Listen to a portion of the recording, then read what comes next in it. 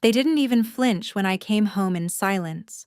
No banners, no welcome back, not even a chair at the dinner table.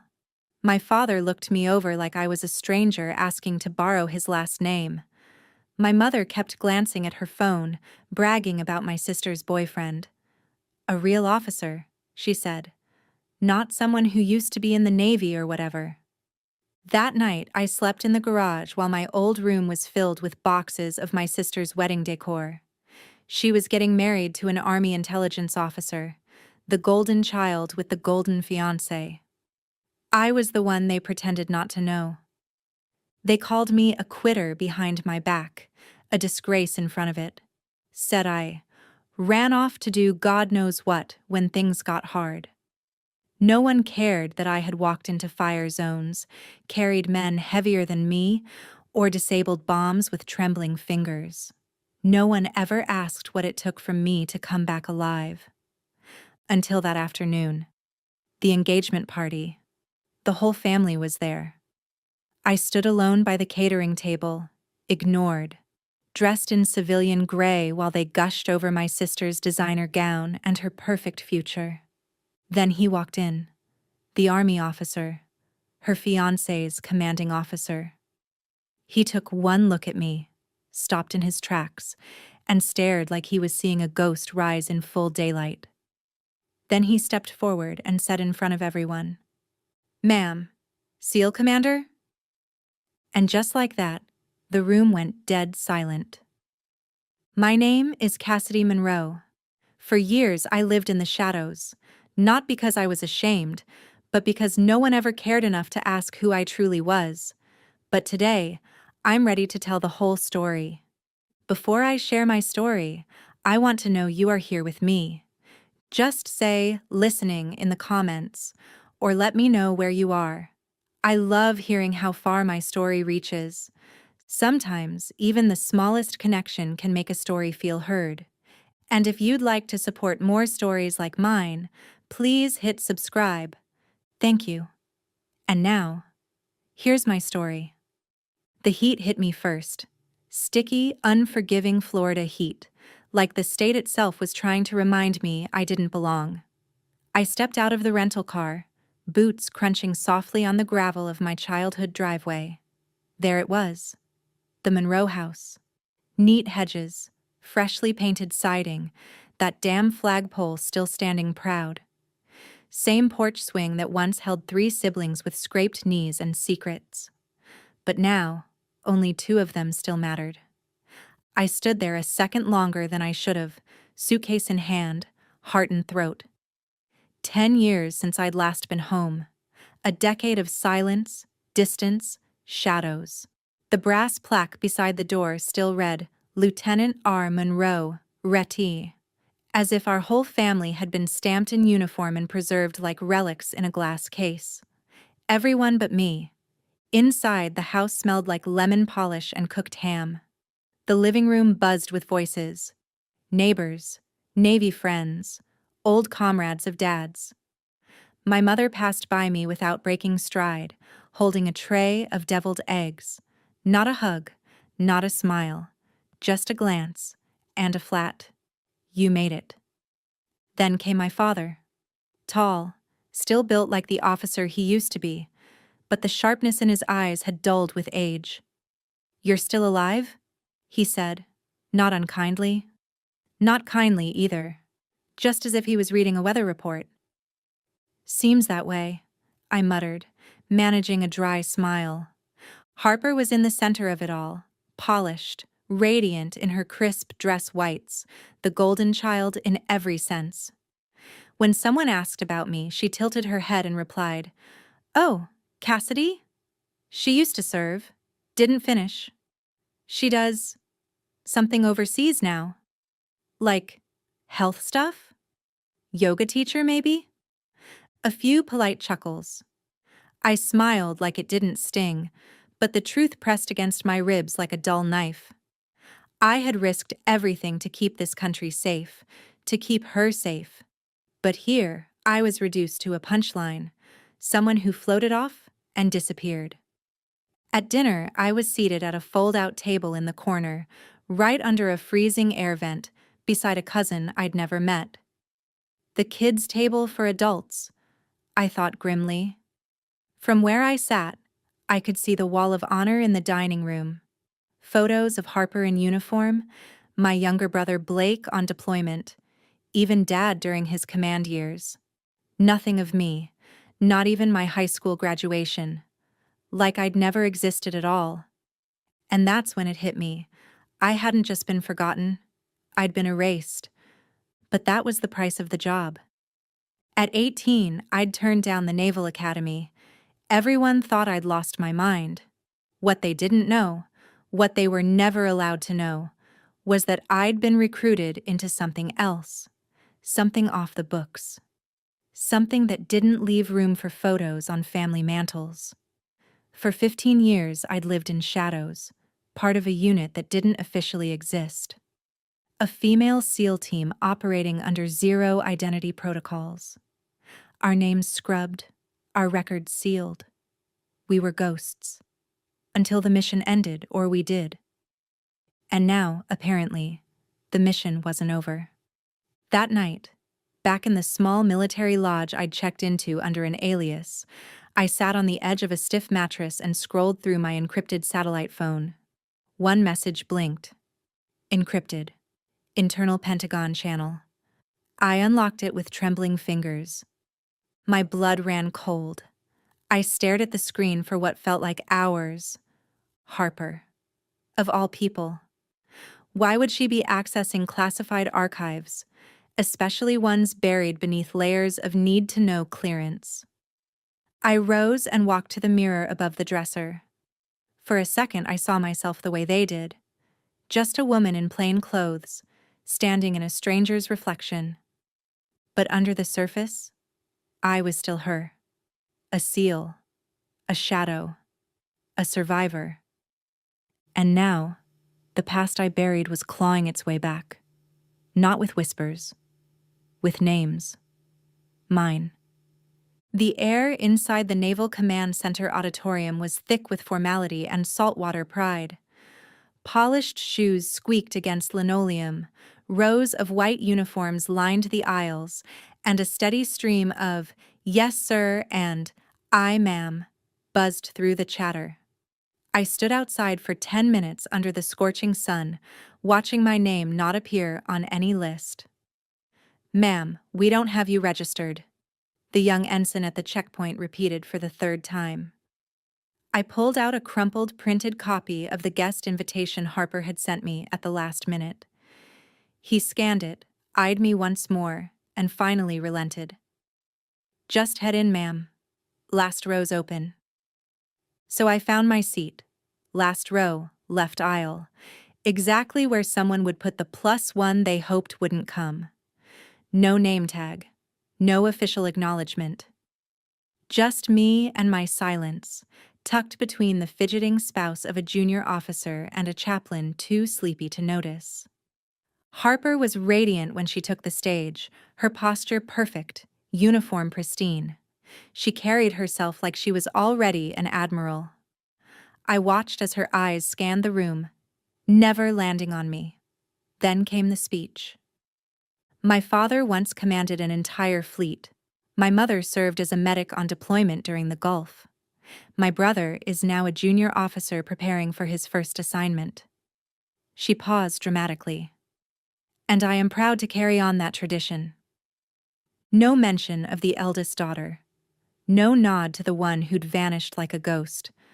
I knew better than to expect otherwise, but it still hit like a silent gut punch. I looked straight ahead, not blinking, not breathing, just existing, until I felt the shift. The heavy wooden doors at the back creaked open, and a man in full-service dress entered. Mid-40s, broad frame, authority in every step. The medals on his chest caught the light.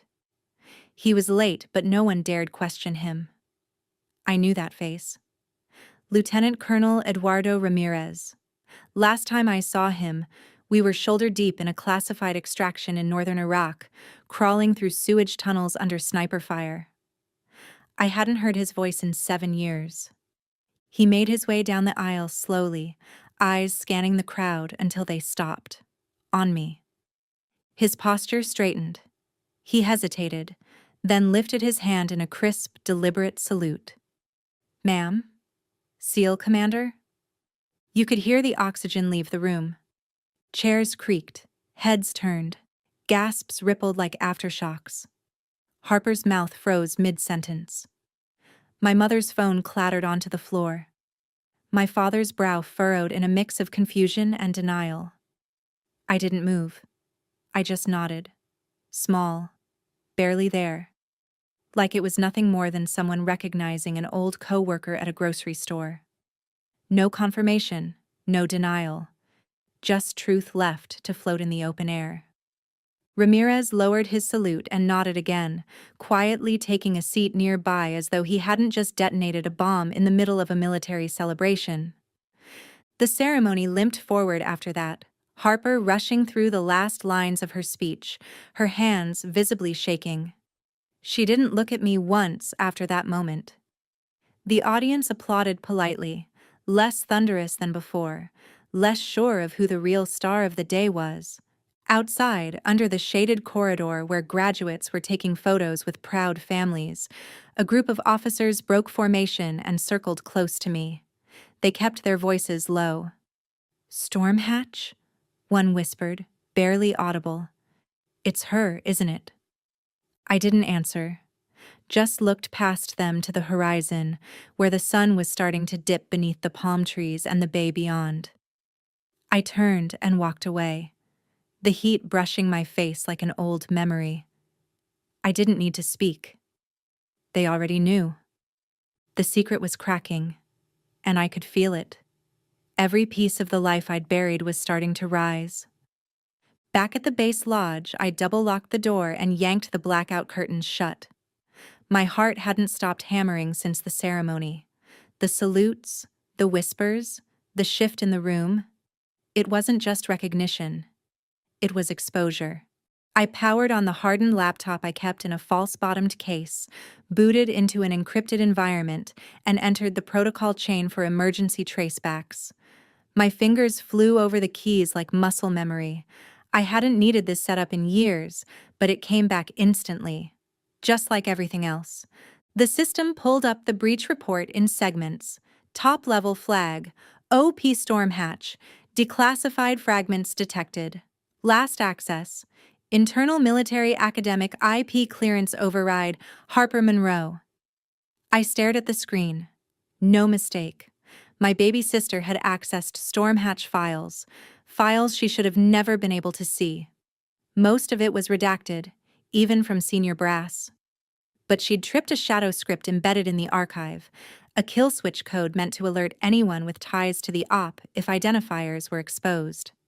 Storm Hatch, 2011. Northern Syrian border. 6 women. No official records. No unit patch. No home base.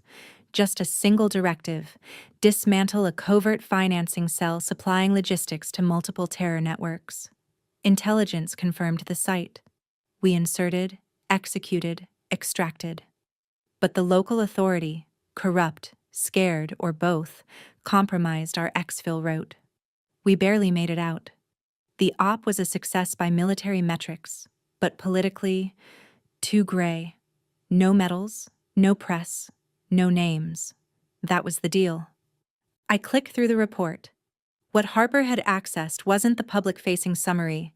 She'd stumbled into raw operation logs, unfiltered, field notes, names, codes. A fragment even contained the mission debrief where I was listed, only once, as Commander Monroe, forward. That was all it took. One breadcrumb and the entire ghost trail could light up. Harper. What the hell had she done? I didn't wait for morning. I drove straight to my parents' house, parking down the block to avoid the front cameras. The porch lights were still on. I knocked twice, firmly. A moment later, Harper opened the door in sweatpants and a t-shirt, her hair still pinned up from the ceremony, makeup half smudged. "Cass?" She blinked, stepping outside. We walked to the back porch. Crickets hummed in the hedges. The night smelled like wet grass and guilt. I didn't raise my voice. I didn't need to. You wanted to write about forgotten women, I said quietly. But do you even know whose name you just dragged back into the light? She froze. Her mouth opened, then closed. I was just researching. For my paper. About female roles in special ops. The system opened this folder I'd never seen. I didn't know what it was. It was locked for a reason, I said. I didn't publish anything, I swear. I didn't know it would trigger anything. Her voice cracked. She looked 16 again, not the Navy graduate everyone applauded a few hours earlier. I believed her. That was the worst part. She hadn't meant harm. She was just too curious, too proud, too careless. I left without another word. Back at the lodge, I sank into the chair by the desk, letting the silence wrap around me like armor.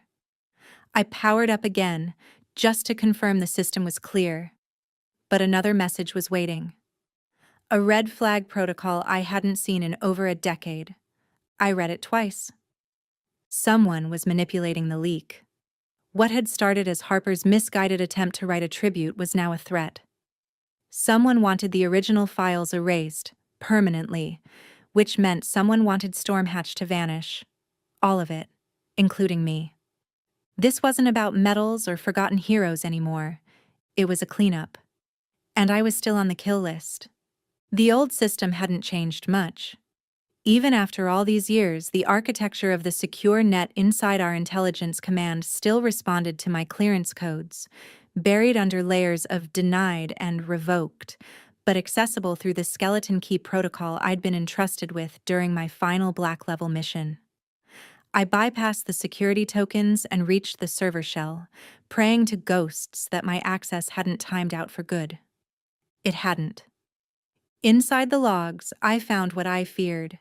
A partial extract of Stormhatch had been transmitted to a Congressional Oversight Committee under the subject header, Case Study, Operational Instability in Gender-Integrated Special Forces. The document wasn't raw. It had been processed. Names scrubbed, orders rearranged, failures exaggerated. Worst of all, it framed the entire mission as a cautionary tale. At the top of the digital chain was a name I hadn't thought about since Washington briefings nearly 15 years ago, Senator Mark Ledlow, a career hawk with a polished Southern drawl and a grin sharper than a scalpel. Ledlow had always opposed expanding combat roles for women. He'd voted against the integration of special forces, claiming biology doesn't bend to ideology.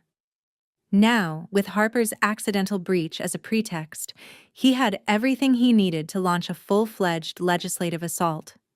The stripped report he sent painted Stormhatch as a disaster, overshadowing the lives we saved, the intelligence we recovered, and the silence we had kept. And Harper's name was now everywhere.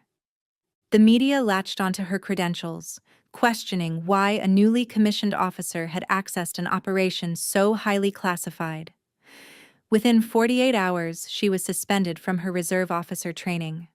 Not court-martialed, just shelved, pending administrative review. My parents, of course, had opinions. Why couldn't you just stay invisible? My father snapped on the phone. You already embarrassed this family once. Now Harper's paying for it. I didn't defend myself.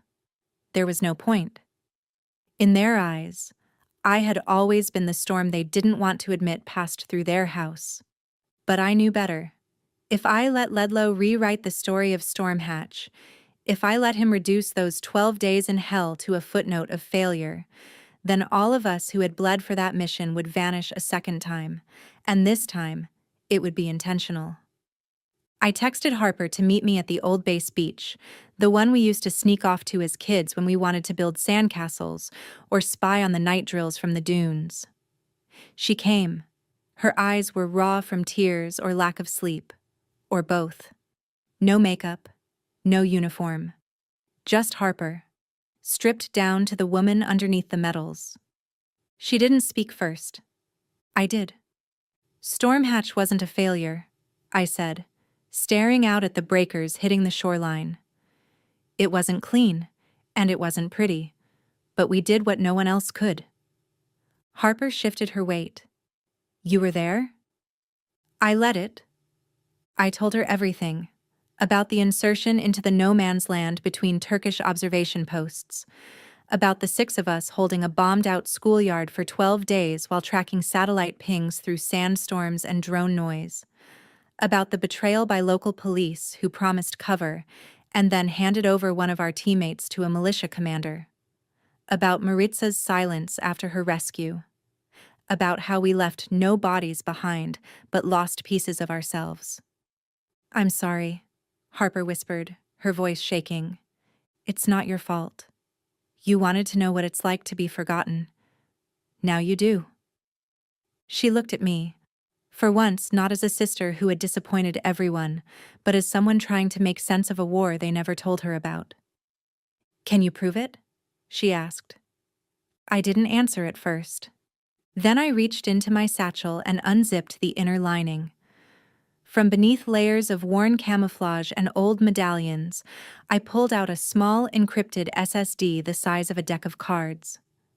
The same drive I'd kept hidden across 9 countries, inside false floorboards, hollowed-out Bibles, and one time even a baked potato at a border checkpoint. It's all here, I said. The true logs, the communications, the deaths, the decisions. Harper took it in her hands like it might burn her. We stood there in the dark, the surf folding in and pulling out, and for the first time, I let her hold the weight I'd been carrying all along. The SSD felt heavier than it should have, maybe because I knew what it held. Truth, raw and unfiltered, sitting in the palm of my hand like a live grenade. I handed it to Ellie Tran in the back booth of a Vietnamese cafe outside Norfolk, where no one knew our names anymore. She looked older, grayer hair at the temples, a slight tremor in her right hand. But her eyes were still sharp, still defiant in that quiet way only someone who'd seen the edge of war and crawled back from it could be. You're really doing this? She asked. No judgment, just tired curiosity. I have 48 hours before the committee votes, I said. After that, they erase us for good. Ellie took the drive and nodded, slipping it into her jacket. Give me until midnight tomorrow. If it's still in there, I'll find it. Driving back, I kept thinking about the names we were told to forget. The real ones, not the code words or mission code names, not Storm Hatch or Operator Delta 5. I meant the women behind those aliases. We were taught that anonymity was protection, that if the world never knew us, no one could use us. But it also meant no one could remember us when it mattered. By the time I got back to the base motel, my inbox had exploded. At the top was a message from Harper. Subject line, I did something. She'd sent an official request to speak at the upcoming internal hearing at the base, admitting her role in accessing the Storm Hatch files. She told them it was accidental, that she hadn't known the depth or sensitivity. And she asked to speak, not just to explain, but to correct the narrative. Her commander had advised her to stay silent. She'd refused. I stared at the screen, a strange cocktail of pride and fear rising in me. For all her polish and protocol, Harper had finally done something messy, something real. Later that night, my father called. We need to talk, he said. The house looked the same, like it was frozen in amber sometime in the 90s. Military portraits still lined the hallway. Harper's new commendation plaque had already joined the shrine. I sat at the kitchen table waiting. Mom stood by the sink, arms folded. Dad leaned against the counter. We wanted you to hear it from us, he started, that clipped tone that always came before a lecture. We've spoken to Harper's CO. She'll be fine. But this whole thing, this spotlight, it's tearing the family apart. I didn't answer. Mom turned around, her voice flat. You could have let it be. Your mother worried about you for years. Not because you were gone, but because you never followed the right path. And now, you're dragging the past into all of our lives. I didn't drag it, I said. It clawed its way back. She flinched. Dad stepped in. Cassidy, you've always been unpredictable. You never understood consequences. I laughed softly. No one in this house ever asked how I survived, only that I stayed quiet. Dying would have been easier for everyone to explain, wouldn't it? Their silence was louder than any argument. The next morning, I got the formal notice from the Department of Defense. I was being called to testify at the special hearing in Arlington, not as a suspect, not even as a source, as a living witness. It was my first time being officially recognized since I vanished into the Black Ops fog 15 years ago. Ellie called that night. It's done. I met her in the same cafe. This time, she brought a laptop. The video she pulled up was grainy but intact, body cam footage from my uniform. The timestamp matched the day we were pinned down in Al-Bahira. In the clip, I was ordering the team to halt the strike. Civilians were still in the compound. I'd spotted a child clinging to the leg of a wounded man. The airstrike had already been cleared, but I overrode it. Negative. Abort. Civilians in zone. Repeat. Abort. I watched myself in silence, saw the moment we chose humanity over orders. That decision was later labeled operational hesitation. It had cost us commendations, maybe careers, but it saved lives. Ellie looked at me. You want to use it? I nodded. This isn't about clearing my name anymore. It's about making sure they never bury the truth again. The message came through a secure line just after midnight. No subject, no name, just coordinates and a timestamp. It wasn't unexpected. The truth never stays buried without resistance.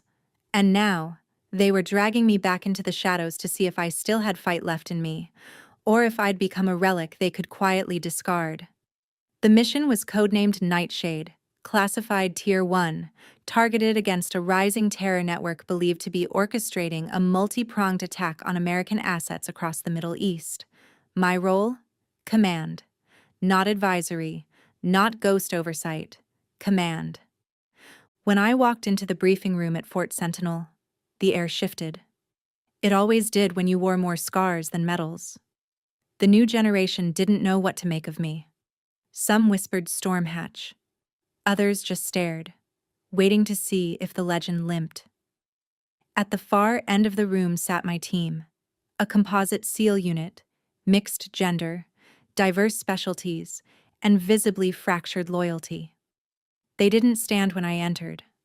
I didn't expect them to. That's when I met Lieutenant Derek Vance. Young, arrogant, decorated, and furious. He didn't mask it either. "You're Cassidy Monroe?" he asked, like it was a punchline. "I was told I'd be leading this mission." "You were told wrong," I replied, steady. He crossed his arms. "No offense, Commander, but I don't take orders from legends whose records don't exist." There it was, the first Fisher, and I hadn't even opened the mission file yet. They handed me Nightshade's full intel packet that evening. The target was a spiderweb of mercenary militias and black market traffickers operating under a new banner, Crimson Dawn. Not connected to any known regime, but with roots in the worst parts of 3 failed states. We had 2 weeks to infiltrate, assess, and eliminate leadership before a planned attack window on our base in Al-Katir. But before I could even prep a strategy, the sabotage began. A leak made its way through internal SEAL comms, an altered after-action report from Stormhatch, painting me as a liability. It claimed I had hesitated while one of our own was under fire, that I'd prioritized evac optics over returning fire. A lie with just enough truth to be dangerous. The whispers started. Not loud, not obvious, but enough that I saw shoulders shift when I entered the room, eyes avoid mine during mission drills. The rumor hadn't come from my team. It came from above. A trace on the origin pointed to one name, Colonel Warren Holt. He had once called Stormhatch a social experiment disguised as an op. Now he was Nightshade's senior advisor. When I confronted him privately, he didn't deny it. Just smiled that bureaucratic smile and said, "Command is perception, Monroe. You've always struggled with that." I didn't take the bait. I played their game. Let them wonder. But the first live-fire simulation was a disaster. I ordered a pincer sweep through the canyon perimeter. Vance, eager to prove a point, ignored it, redirected half the unit up the ridge. We lost our flank. Simulated casualties hit 80%. Command wasn't pleased. Neither was I. Back in the debrief, no one blamed him outright. It was all miscommunication and interpretation. But the message was clear. The team saw fractures, and the cracks were spreading. Later that night, in the command tent under red light, Holt pulled up a chair beside me. He poured himself a black coffee, uninvited. "I don't need you to fail," he said, voice almost gentle. "I just need you to not make waves. Fade out quietly. Let this be your last dance." I looked at him. Really looked. "You think I came back for applause?" I said. He didn't answer. "You think I stayed alive this long just to be tolerated?" Still nothing. "You're scared of what it means if I succeed. That they'll have to rethink every damn file they ever buried." That made him blink. I stood up, calm as hell. "So don't get in my way, Colonel. You're not my mission, but if you become collateral, don't expect a medal." The next morning, I walked into the war room and laid out the revised op plan on the screen. No room for debate. My voice didn't shake. I wasn't here to be remembered. I was here to finish what Stormhatch started. Truth, strategy, and survival. The night before deployment, I called the team to the warehouse. No formal orders, no screens, just the raw sound of boots echoing across concrete, dust floating in beams of overhead light, and faces that still didn't know whether to trust me or brace for my fall. I didn't wear my stripes. I didn't need to. I stood at the center, heart steady, and said what no report ever would. 6 went in. 4 came out. No line in any file tells you why. We survived because we trusted each other, not because someone barked orders from behind a screen. That's what Stormhatch was. Some looked down. A few, Mason, Alvarez, Hayes, watched with quiet intensity. But Vance stood arms crossed, jaw clenched, gaze cold. "I don't need war stories," he said. "I need a plan to get out alive." I didn't flinch. I moved to the table and pulled up the full 3D rendering of the district in Yemen, an overlay of rooftops, alleyways, blind spots, and fallback corridors. Every move calculated, every contingency pre-mapped. We had 7 exit routes, 3 blind drop zones, and an emergency evac window baked into a 42-minute rotation. For a moment, the room went quiet. It wasn't just strategy, it was surgical. Vance didn't say a word, but something behind his eyes shifted. He saw it. Maybe they all did. I wasn't here to be a symbol. I was here to win. And then, the leak hit. An anonymous military news blog dropped an article just hours before takeoff. Commander Monroe led SEALs to death in 2011. Repeating it with Operation Nightshade? The screen flickered in the break room as the headline scrolled in red. My team stood around it, reading in silence. I stared at it once, then turned to them. "We're not at war with journalists," I said. "We're at war with the people planning to kill American soldiers in 72 hours. But the air was tight. The trust hard-earned in one night was now bleeding out on the floor. That's when Holt made his move. He called in a remote directive. Operation Nightshade to be suspended, pending further review. He claimed it was to avoid public fallout.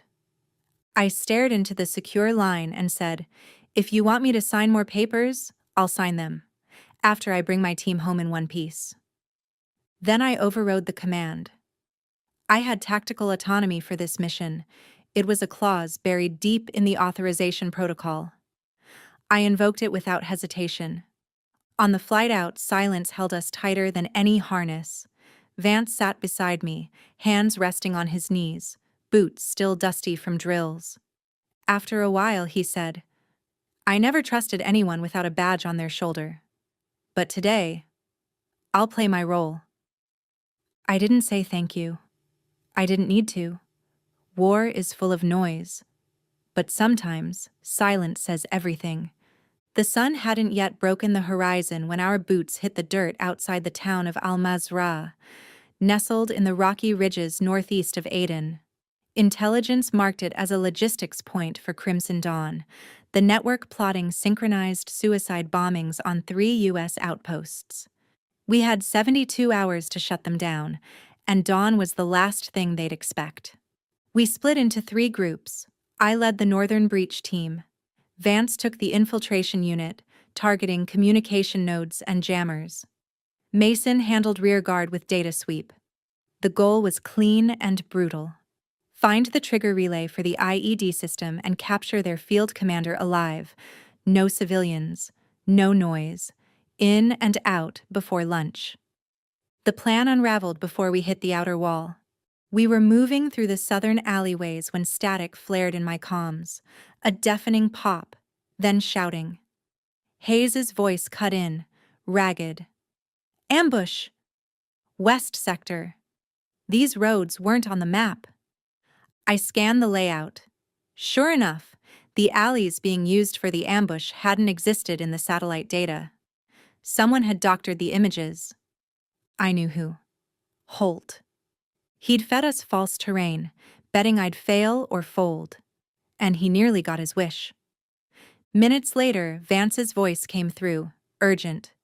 "Commander, we're boxed in. 3 wounded. I broke protocol on the alley route. I need extraction in under 8 minutes, or we're done." I didn't pause. I pulled our map, reallocated teams, and issued false comms traffic on enemy frequencies to draw attention away. Within 30 seconds, the plan changed. I violated every command guideline for officer safety, leading the flanking team myself. If they were dying in that alley, they wouldn't die alone. We broke through, fast and dirty. Smoke grenades, precision rounds. The enemy scattered. I hauled Vance over my shoulder when he couldn't get up. Hayes covered our 6 with bleeding knuckles and a jammed rifle. Then we found the source. A concrete doorway, half buried under rock. Beneath it, a tunnel, cold and silent, wired with makeshift security. It led to a command hub. Screens, radio towers, 3 servers running looped surveillance, and at its heart, a timer. 15 minutes. A bomb linked to GSM pulses, targeting our base with high-frequency detonation signals. The system was elegant, complicated, nearly untraceable. But not to me. I'd seen this design before. Syria, 2011. Back then, I hadn't had tools, just instinct. Now I had both. "Don't touch it," Alvarez warned. "I'm not," I said. "I'm killing it." I entered the chamber alone, dust thick in the air. My boots scuffed against wire-laced stone. The timer glowed. 12:34, 12:33. I reached the control node, pried open the casing, and twisted 2 wires loose. A voice pinged back from the system. "Manual override confirmed. Last access, 2011, Operation Storm Hatch." I pulled the master circuit at 1:09. Everything went black. When I stepped out, not one sound echoed. Vance stood, bandaged and pale, and saluted me with his uninjured arm. "Commander," he said, voice firm, "I'm sorry I doubted you." No one spoke. They didn't have to. Back on the flight, I sat by the window, staring into the sky as the terrain faded beneath us. On my lap was a coil of red signal wire, pulled from the bomb, from the past, from everything they tried to erase. Stormhatch lived again. So did we. They summoned me to the Pentagon like I was a ghost they'd forgotten how to bury. The air was sharp, too clean, as if the scent of war had never touched it. Inside the briefing hall, everything was calculated. The stiff-backed officials, the strategically placed journalists, and the rows of senior officers watching me like I was either a fluke or a threat. And there he was, Colonel Warren Holt, seated dead center, hands folded, face neutral.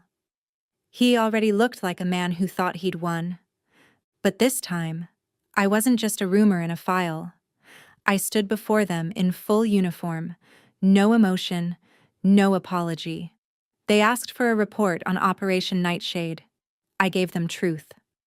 I outlined the ambush near Al-Mazrah, the flawed satellite intel that nearly got my team killed, and the last-minute rerouting that saved them. Then I pulled up the logs. Not redacted summaries, raw data, packet trails, digital fingerprints. The satellite data used to plan the op was tampered with, I said, my voice clear. This is the access log from the defense server. The IP traced back to a terminal registered to Deputy Commander Warren Holt. Murmurs spread across the room like wildfire. He shifted in his seat but didn't speak. Not yet. Then Harper entered. I didn't know she was coming. No warning. Just a quiet figure in the doorway, holding a hard drive and her badge. Harper Monroe, specialist in military signal encryption. She introduced herself, the same voice that once shouted at me to stop running from home. She took the stand, plugged in the drive, and played back the firewall logs I'd only half deciphered. This packet stream shows a manual override injected at 2:13 a.m., 14 hours before Operation Nightshade was launched. The code pattern matches historical entries under Colonel Holt's login credentials. The aim was to divert field teams through hostile terrain under the pretense of updated reconnaissance. The room froze. It was the first time my sister and I had stood on the same side of anything in over a decade. One of us had survived the war. The other had proven why it mattered. Holt finally snapped. This is a farce. She's not even real. She's a political mascot, a story made up by committees to clean their conscience. But the committee had done their homework.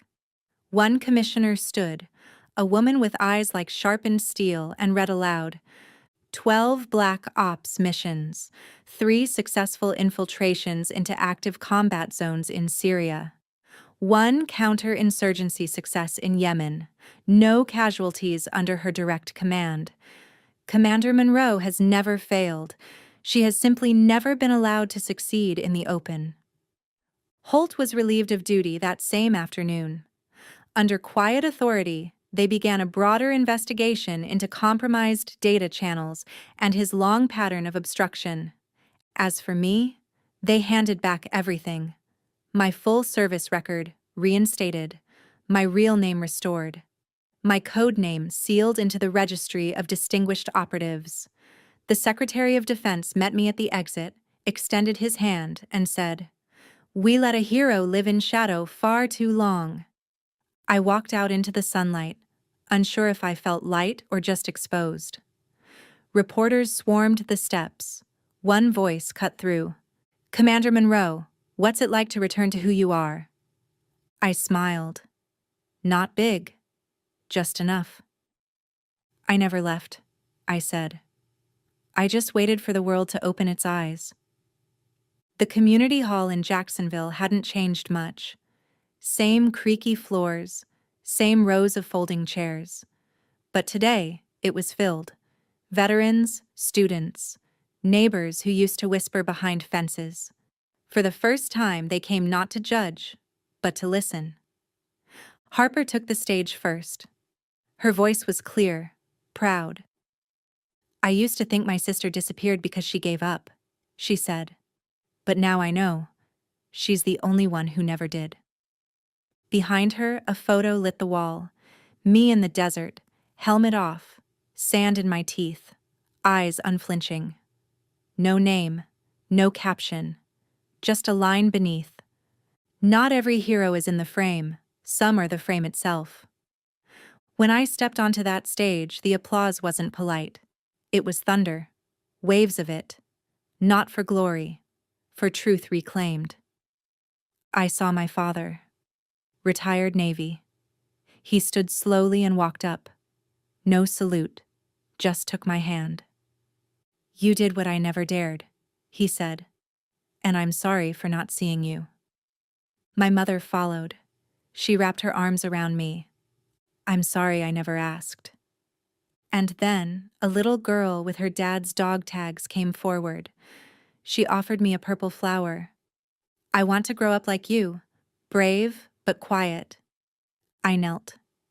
"You don't need the world to know who you are. Just make sure you do."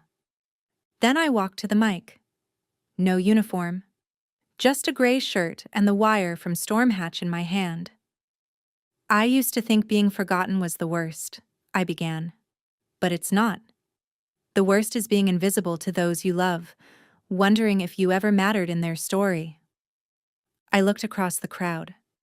But when you're finally seen again, it's not about waiting for an apology.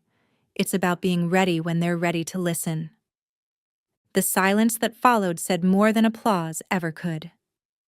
Later, at the family wall, I stood beside the photos of my grandfather, my father, and now, me, Cassidy Monroe, SEAL Commander, zero identity, infinite duty. If my story meant something to you, if you've ever been underestimated, erased, or forced to stand alone, don't walk away quiet. Share this, speak up, and subscribe. There are more names waiting to be seen.